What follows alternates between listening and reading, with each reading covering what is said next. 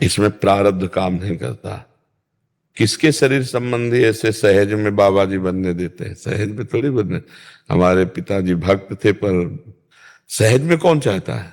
कट्टरता।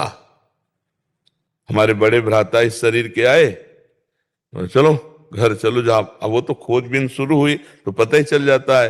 बोले गोरा गोरा लड़का है वहां मंदिर में है, तो पकड़े गए हम। तो 13 वर्ष की अवस्था थी, तो अभी 4-5 दिन ही घर से भागे हुए थे। वहां तो सब, तो पिता ही होते। जो ही थोड़ी देर में देखा तो पिताजी आए, खड़ी की साइकिल और डंडा साथ में, और डंडा साथ रखते थे, किसान आदमी। फिर हिम्मत किया कि चाहे मार डालें, ना उठेंगे ना जवाब देंगे। बस हम निश्चय किया है मारेंगे जरूर, लेकिन हम बोलेंगे नहीं, उठेंगे नहीं, चाहे मार डालें। और जब नजदीक आए वो खड़े हो, उनका स्वभाव बहुत, हम कुछ नहीं बोले, चुपचाप ऐसे बैठे। सुना नहीं, फिर भी नहीं बोले। बोले हम प्यार से कह रहे हैं, खड़े हो जाओ, हमारे प्रश्नों का उत्तर दो। तो हमें लगा गुंजाइश है, तो खड़े हो गए। तो मतलब एक तो भय उनका, और दूसरा भगवान के प्रति समर्पण। तो उन्होंने कहा चलो बैठो गाड़ी पे, घर चलो। हम कहा नहीं, अब जीवन में कभी घर नहीं जाएंगे। क्यों? किसी ने कुछ कहा? हम कहा नहीं।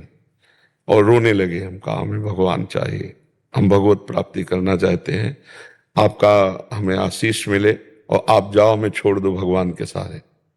पता नहीं क्या हुआ, एकदम उनकी मतलब मति पलटी, और ऐसे ऐसे छाती से लगाया और कहा सच्ची बात भगवान प्राप्त करना चाहते हो?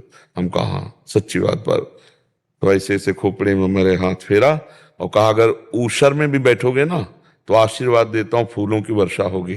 पर एक बात जिंदगी में अगर हमें सुनने को मिले कि किसी माँ बहन की तरफ देखा है कि तुम्हें इतनी बात समझ लो, तो हम कहा जिंदगी में ये बात आपको कभी सुनने को नहीं मिलेगी। और बोले जिंदगी में कभी लौट कर गांव की तरफ मत देखना।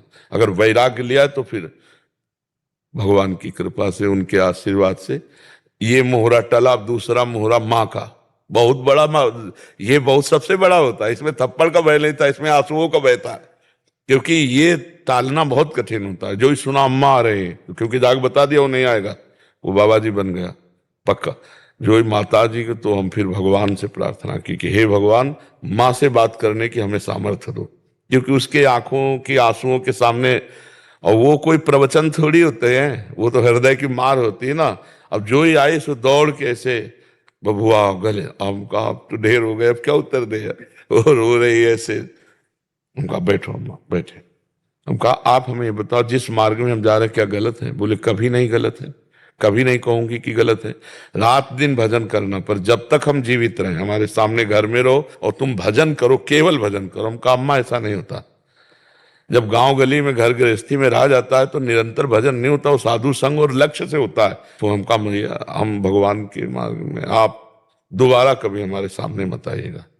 उठी और ऐसे मस्तक पे हाथ रखा और कहा जिंदगी में कभी हम तुम्हारे सामने नहीं आएंगे, जाओ भगवान का भजन करो बस। वो मरी की जी, पिता मरे की जी, पर जब से निकले तब से आज तक तो कट्टरता, अपनी कट्टरता, अपना लक्ष्य दृढ़, मर चाहे जाऊं